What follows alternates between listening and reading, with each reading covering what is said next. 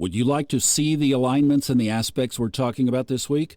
Well, check out the weekly overview on the funastrology.com YouTube channel. A picture really is worth 1,000 words.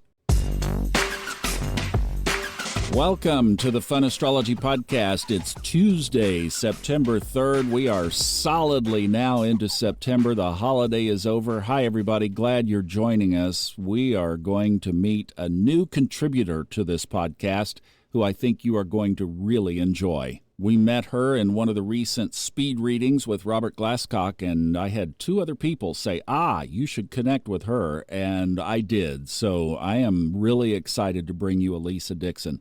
Let's set the stage of the day, first of all. Covered this yesterday, but just a reminder again that Mars was square to Neptune. That happened really early East Coast time, 12:09 a.m., Most of us are on the back side of that, but definitely worth taking note of because that's the conflict between Mars' aggression and Neptune's spirituality.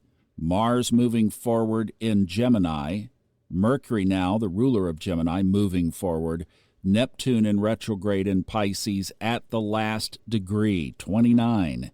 Those of you who are in tune with your Neptune will appreciate this aspect because it adds a lot of power, and even though it's a square, it will have us face some of those challenges that we need to break through in order to grow into our Neptunian characteristics, which I'm just going to camp on one, and that is our reconnection with Source, our reconnection with that which is already in us. The Christ consciousness, the divine within. Well, that aspect is one of breaking down a little wall, if you pick up on it, that might be there. Universe is just saying, hey, let's bring this to the forefront. Maybe you can climb over it. And a good project would be to find Gemini and Pisces in your own chart because what house those are in, what other planets might be there, and the aspects to additional planets are where some of that tension might come from.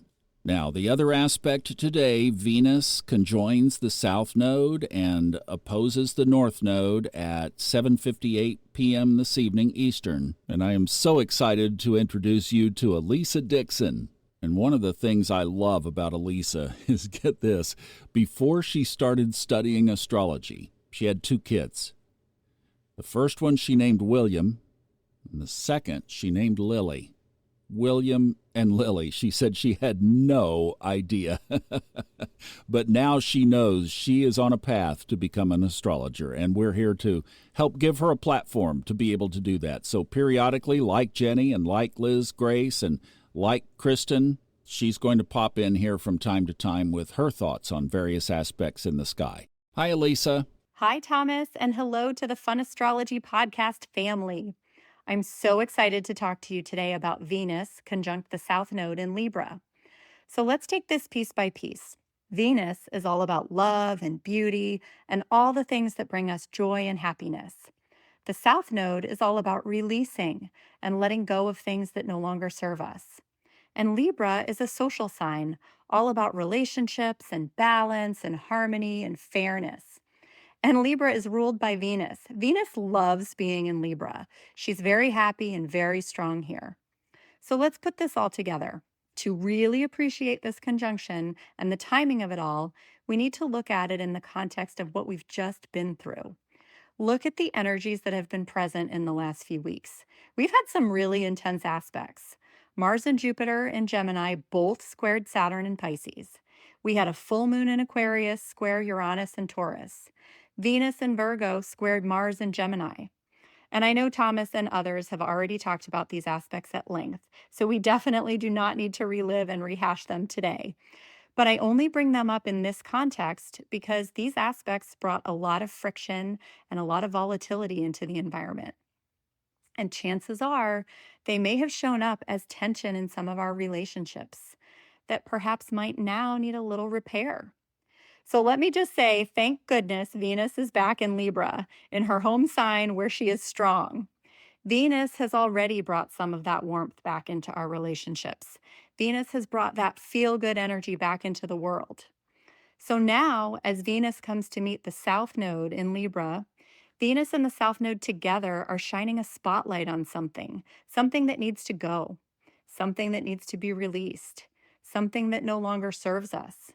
And think back to what Libra stands for: harmony, balance, fairness. So, where are things out of balance in your relationships? Are you giving too much of yourself to others? Are you taking too much? Is something unfair? What doesn't feel good right now? If we really pay attention, we will see what needs to go. And this could be very subtle and very internal. Maybe this is a behavior pattern that just needs to shift a bit. Maybe it's a relationship dynamic that just needs a little tweaking. Don't forget that Venus is here to make things better. And the fact that she has come to the South Node right here in this moment, this means that this is the right timing to truly see what needs to be seen and let go of it. And trust that it truly is for the greater good of all, even if it might be a little surprising or even a little uncomfortable at first to identify. Venus brings nothing but love, and she is here to help you love others and receive that love back.